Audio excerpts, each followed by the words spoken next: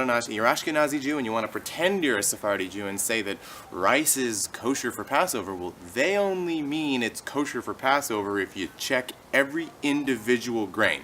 That's something that I've learned recently. Sephardim spread all the rice out onto the counter and they're checking each individual grain for cracks and they're sifting out for other grains, kind of like the quinoa like I mentioned 2 episodes ago.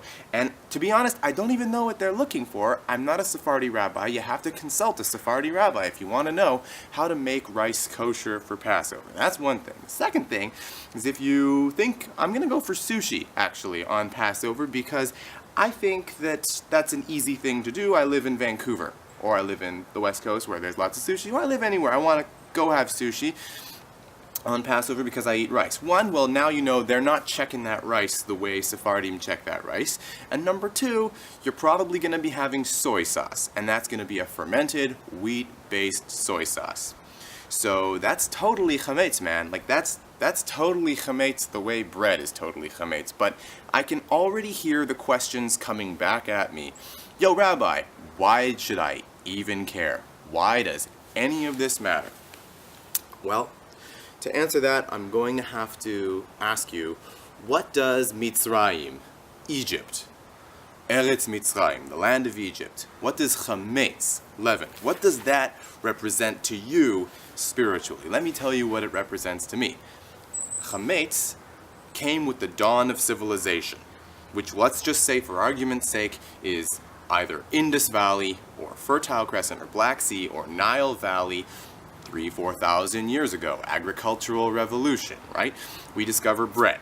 We discover that you can bake this stuff out of this flour that we grind from this plant called wheat, and that can make civilization stable. Because there's something to go buy at the market every day. You can buy some flour, you can quickly make it into dough, you can make it into bread, and if you do that, you're not going to die that day. Fantastic. Beer, an Egyptian discovery. First alcohol discovered by humanity that we know of to date. Also, totally awesome. Beer was much more important back then than it is now. Now, it's just a delicious, awesome drink.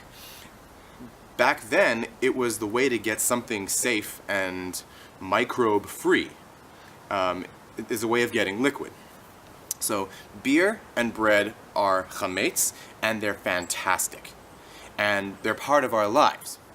But with civilization comes civilization's discontents. What are those? Well, poverty, inequality, materialism, subjugation, violence, rape, misogyny, patriarchy, war. The list goes on. These things are bad. These are the bad trade-offs of having civilization.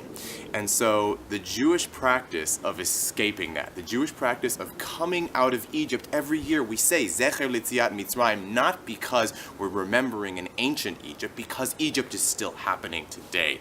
We still have civilizations that have big problems, and the way to spiritually remove yourself and remind yourself of what matters is to reduce those physical things. Not completely. We don't disengage from the physical world. We're not ascetics. We're not monks. We're not saying no food and fasting, and we're not saying no alcohol even. You can have wine. In fact, you need to have wine on Passover. And you need to have bread too, but you have to have a special bread. You have to have matzah. Matzah is a physical thing. You're still engaging in the physical world, but you're doing it in a way that reduces the excess.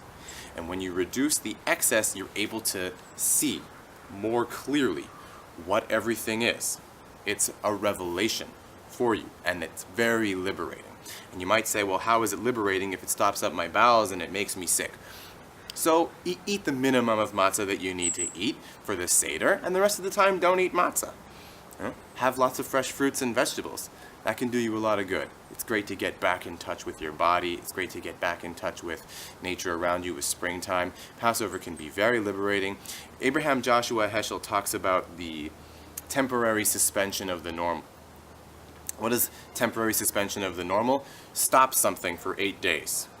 Stop something for 1 day a week, that's Shabbat. Do something totally different 1 day a year, Yom Kippur. Temporary suspension of the normal means doing something different each time. That is the essence of spiritual practice. We're suspending normal food. So it can be really good to not eat rice. It can be really good to not eat beans. It can be really good to not go for sushi and have a beer for 8 days. For 8 days. I mean, it's not a long time. You'll thank yourself. Give Pesach a chance. Chag Sameach.